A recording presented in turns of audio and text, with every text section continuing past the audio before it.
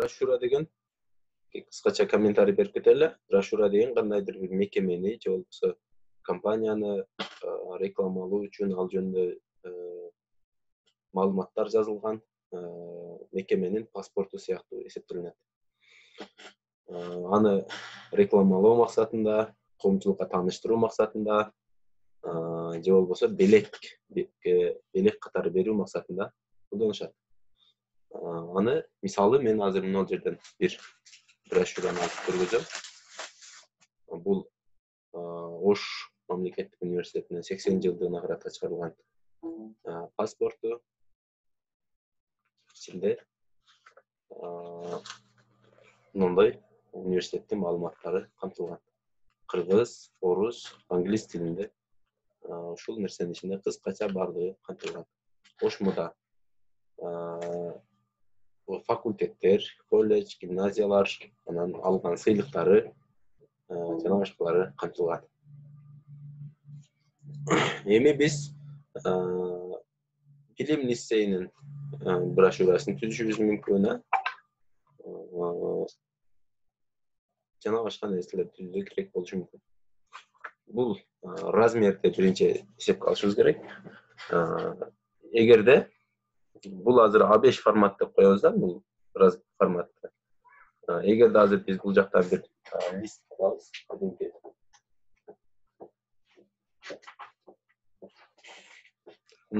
кадимки лист. Бул A4 форматындагы кагаз болуп эсептелинет. Эгерде кадимки A4 листти экиге бүктөп койсок, бул A5 форматындагы кагаз болот да. Тең ортосунан экиге бөлүсөк да, бүтүп койсок, бул уже A5 форматында.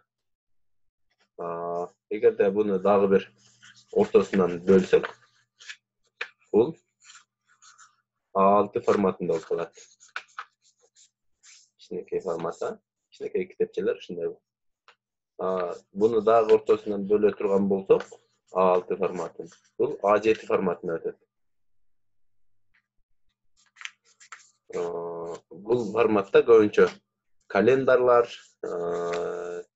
жана башка нерселер чыгарылат. Эгерде буну дагы бөлө турган болсок, анда A8 формат болот дагы. Бул кадимки визиткалардын размери болуп калат. Эми аны биз экрандан кантип көрөбүз? Биз экранга көңүл бөлөбүз. Так, экран.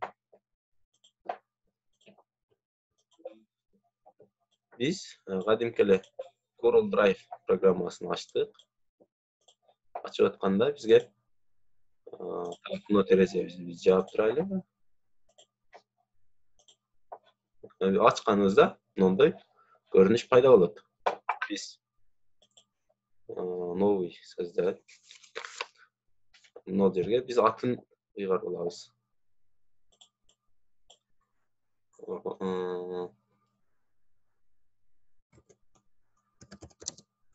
Билим лицей коелу.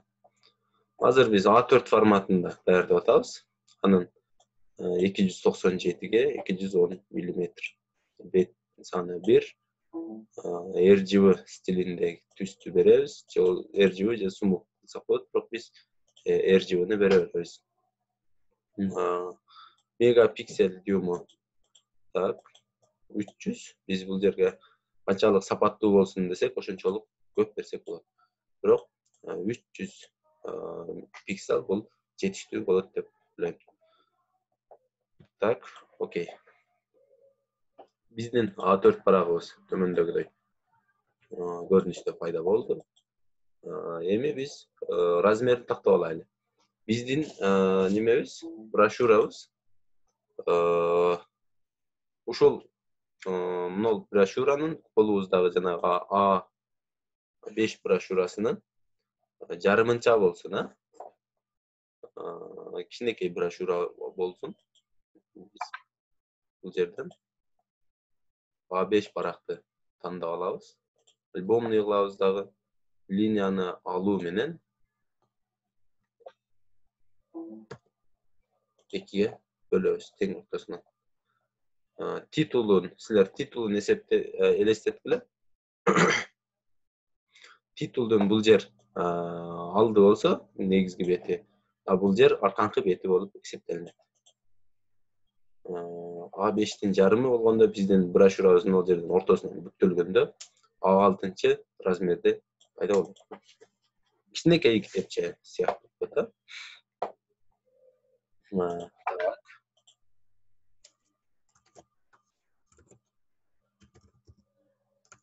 Билим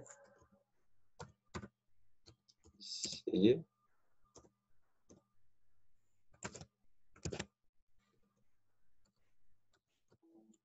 жөнүндө маалымат дейт.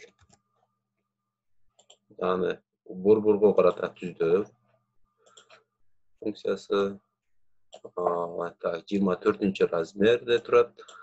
Биздики 20 размер жетет. Шрифтибизди мындай шрифтти тандап алайлы. Өөлөрдү бул шрифти окубагандыктан биз азыр атайын Q3 шрифти бул ММКларды колдоо басмаканасы тарабынан иштелип чыккан шрифттер, Кыргызстанда иштелип чыккан шрифттер.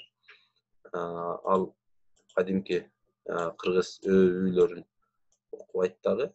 Аны биз кошумча шрифттерден пайдаланабыз. Типографический атайын шрифттер бизде колдонулат.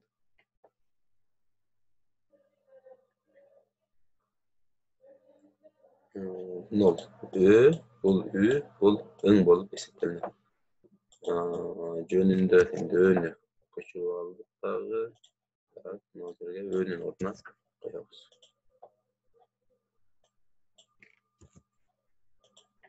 Жөнүн үй болот экен.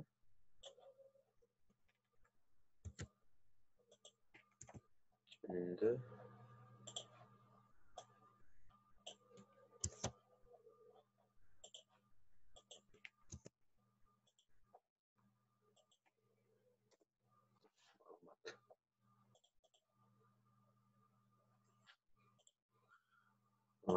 эми биз бунун түсүн көк түстө берели. Аны биз каалагандай кылып оңдоп алганга болот. Эки жолу басуу менен биз күмүктүүрөөк берип коелу. Так, мындай көрүнүштө. Фон беребиз эми. Фонубуздун түсү жашыл болсун, чекесиндеги рамкасын жок кылабыз. Тамгаларыбыз жакшы көрүнүш үчүн бунун чекесине бир түз берип койсок болот.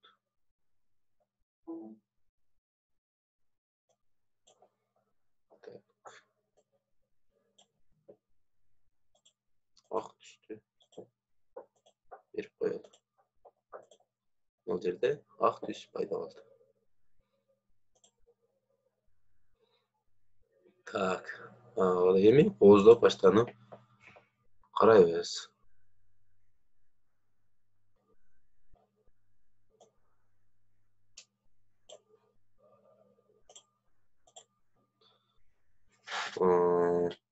Мына жерге биз үчбурчтук белгилеринен атайын көргөзмөчү үчүн коюп коелу. Фигураларды коюп коелу. Үчбурчтук. Аны биз бул жака аударып алсак болот. Кичирейтсек болот. Түбүнөн жеткирип койсок болот.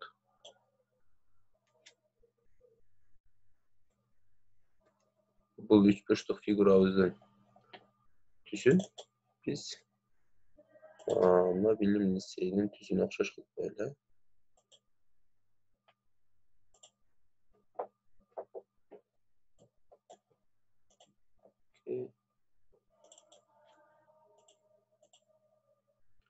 Düşürüp koyuyoruz.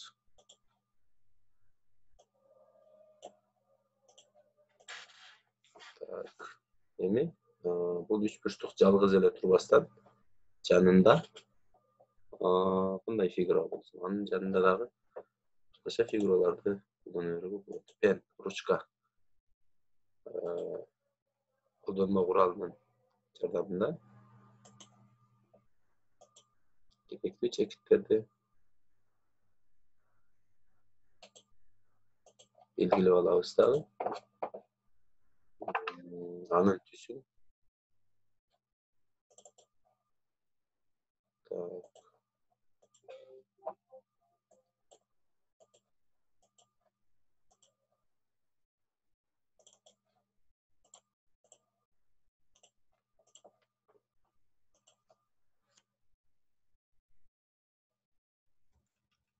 жакындатып коебуз.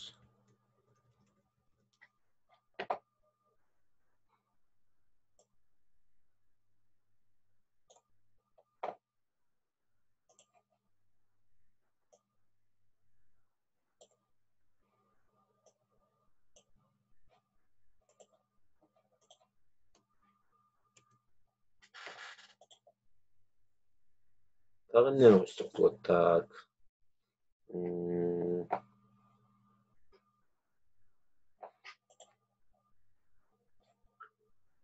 Жерден биз жогорудагылай фигураларды чыгарсак болот.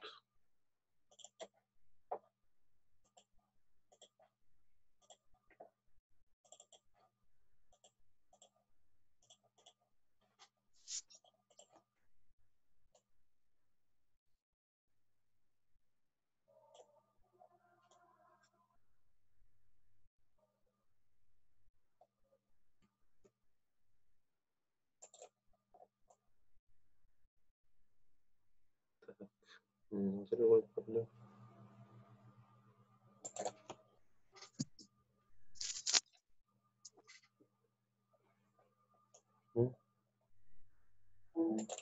Жерге коюп.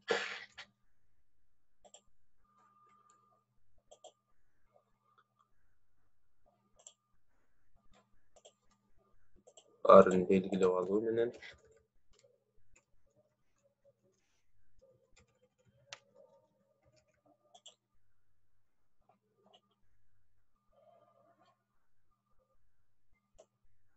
биз жөнүндө маалыматты жөн эле коюп,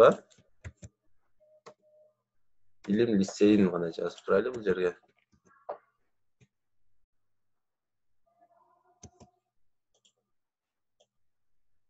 Сыртка коюп турабыз.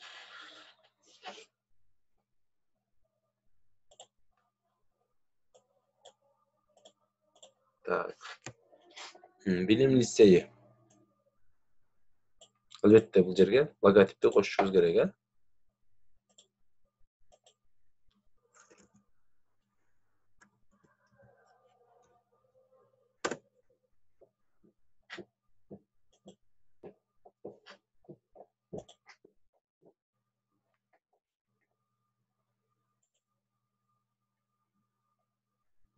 Копировать изображение.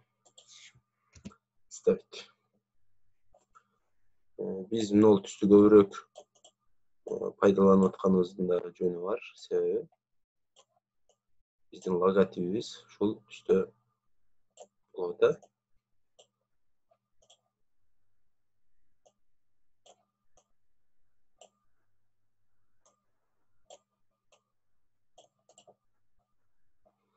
Так, Ошмунун логотипин коюп койсок да болот. Себеби Ошмунун билим лицейи болгон.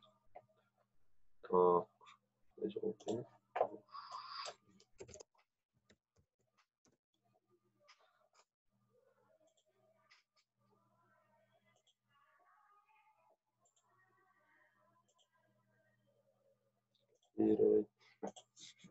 Ставить.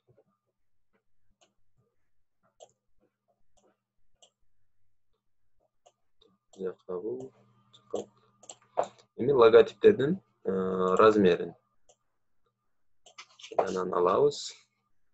Бул жерде 25. Ben onu koyuyoruz tabi.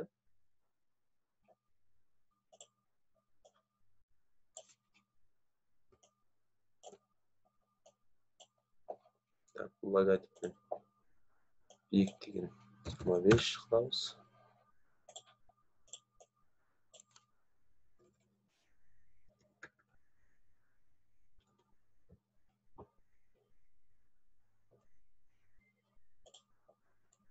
Fondu 40'ı alıp salığa.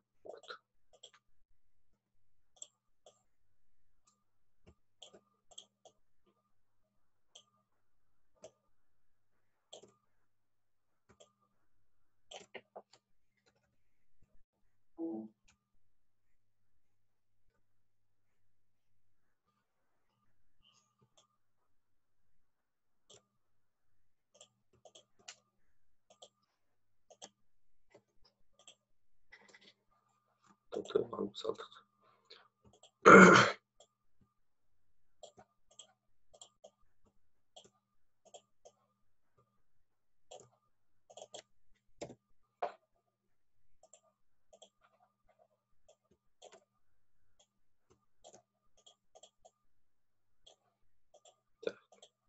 Üç elementimizde biz borgoru aratıp tüzdüğünün teң kılıp koyduk.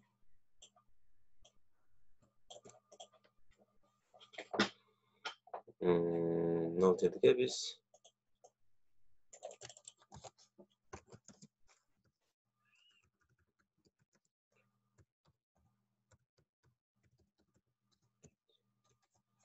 hani başkaça şifreni berişiz mümkün.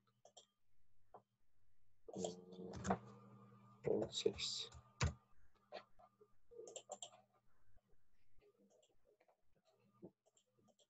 20 bunu biz 14 başlık daha koyduk.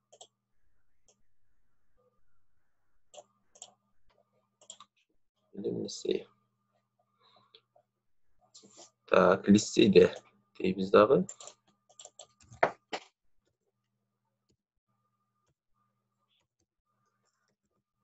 Liseyi de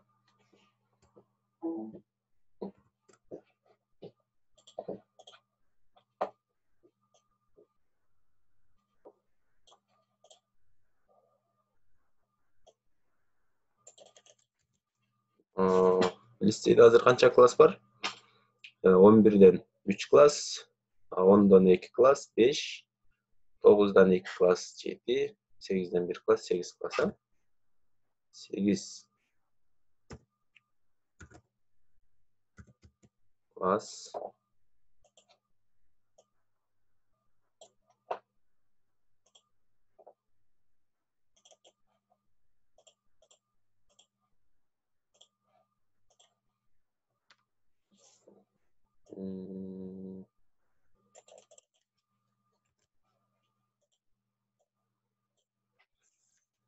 kimya biyologiya bağıtı 2 bağıt boyunca bilim aldı.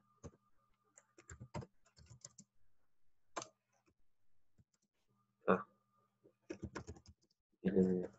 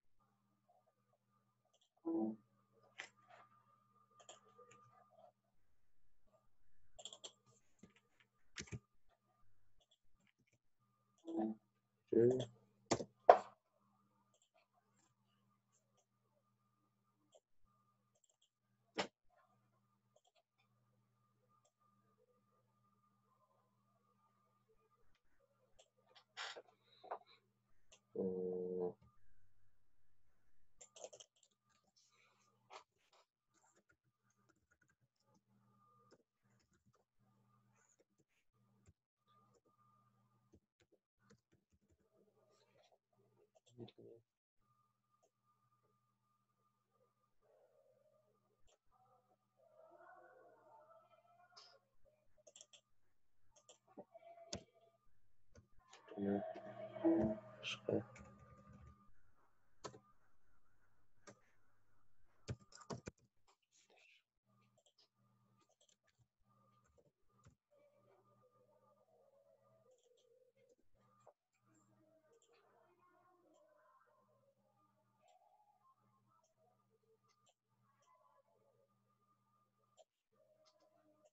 Так, дагы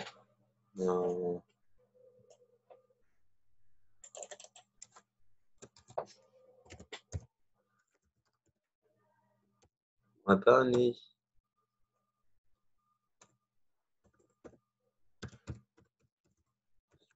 топ иш-чаралар.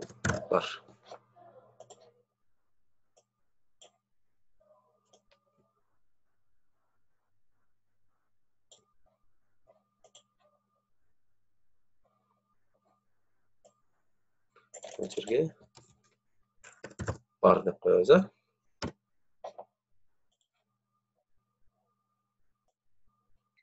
Так, эми сүйлөмүбүз. Мындай болуп калды. Лицейде 8 класс, 2 багытта билим берүү, улуттук тарбия жана башка иримдер, маданий спорттук иш-чаралар бар болду. Дагы эмнени койсок болот? Бул жерге муну биз чоңойтуп койсок болот.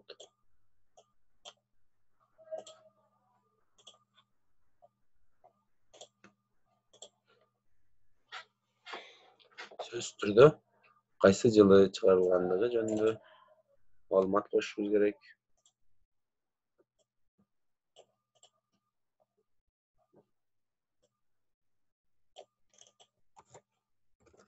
Кош 2020.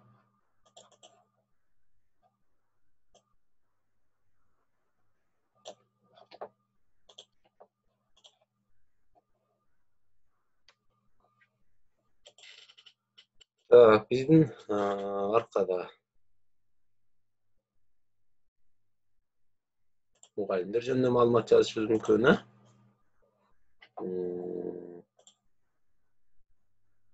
Бул брошюрабыздын аркасы болот да. Бул сырткы бети түзүлүп жатат. Калган маалыматтарды каалаган программаларда тизип алсак болот. Ал жерде атайын InDesign деген программа, кайра эле ушул Corel Drive'да тизсе болот. Ичинде маалыматтарды өтө чоң болбосо. Бирок өтө көп маалымат, мисалы 100 бет, 150 бет дегендерге бул программабыз жооп бере албай калат. Анда башка программаларды колдонууга туура келет да.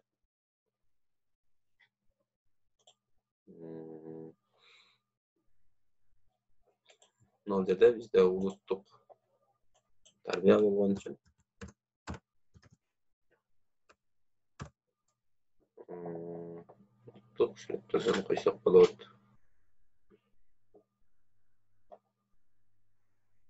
Так.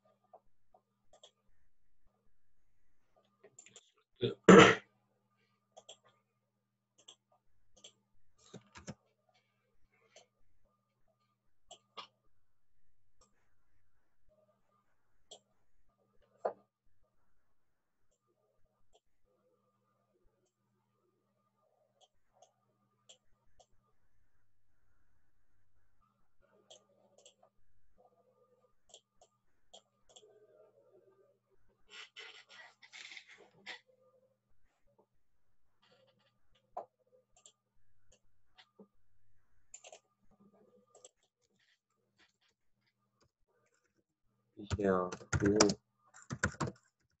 taşlar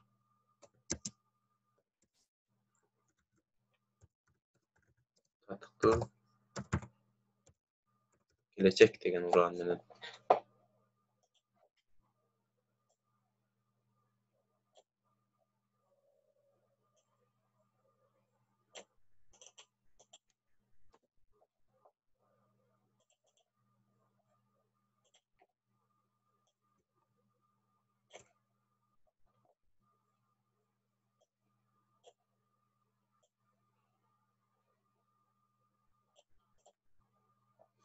Ha, bul bizdin uranыбыз bolsun. Биздин брошюрабыздын сырты ушундай көрүнүштө болсо жакшы эле болобу?